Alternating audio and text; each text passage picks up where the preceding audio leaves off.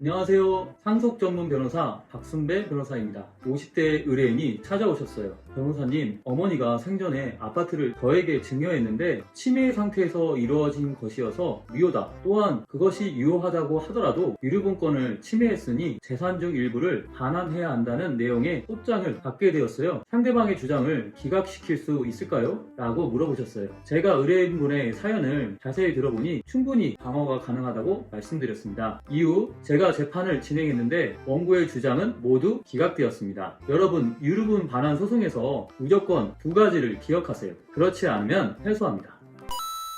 첫째, 증여자가 치매 진단을 받았다는 이유만으로 무효라고 볼 수 없습니다. 치매 등으로 인하여 정상적인 인식과 합리적인 판단을 할 수 없는 의사 무능력 상태에서 증여가 이루어졌음을 주장 입증해야 무효라고 봅니다. 그러면 구체적으로 어떤 경우에 의사 무능력 상태라고 볼 수 있을까요? 의사 능력이란 자신의 행위나 의미를, 자신의 행위의 의미나 결과를 정상적인 인식력과 예기력을 바탕으로 합리적으로 판단할 수 있는 정신적 능력 내지는 지능을 말하는 것입니다. 의사 능력의 유무는 중증 치매 진단을 받으면 무조건 의사 능력이 없어 증여가 무효다 이렇게 획일적으로 판단하는 것이 아니에요. 해당 증여에 관하여 여러 가지 사정을 종합해서 개별적으로 판단하고 있습니다. 그런데 이러한 판례의 요지만으로는 그 내용을 잘 알 수 없을 것입니다. 그래서 의사 무능력이 인정된 사례를 한번 예시로 들어볼게요. 증여자를 치료한 병원장에 대한 사실조회 결과에 의하면 증여자에 대하여 치매 검사, 즉 DDS 검사라는 것이 있는데요. 이것을 하게 되었는데 중증도의 인지장애가 있다고 파악되었습니다. 또한 환자 평가서상 증여자는 의사결정을 할 수 있는 인식기술이 심하게 손상되었다고 기재되어 있는 것을 확인할 수 있었습니다. 간호정보조사지상 휴지통에 소변을 보는 행동, 병실을 못 찾아 계속적으로 병원을 돌아다니는 모습, 혼잣말하는 모습 등의 이상한 행동이 관찰되었다. 이러한 점을 모두 고려하면 증여자가 의사 능력이 없다고 봄이 타당하다고 판시하였습니다. 그렇다면 이 사건의 경우에는 어떠할까요? 건강보험 요양급여 내역에 상세불명의 뇌경색증을 진단받은 사실, 알츠하이머병에서의 치매 진단을 받은 사실, 경도인지장애 판단을 받은 사실 등을 확인했으나 이러한 사실만으로는 의사 능력이 없다고 볼 수 없다고 판단한 겁니다. 둘째, 유류분권을 침해하였다고 주장하는 자가 특별 수익을 얻었는지 점검하세요. 특별 수익이란 피상속인으로부터 증여, 유증, 사인증여 등을 통하여 받은 재산이라고 보시면 됩니다. 유류분액을 계산함에 있어서 특별 수익이 있다면 그 금액을 떼어야 하는데 유류분액보다 특별 수익이 많으면 유류분권을 침해하지 않습니다.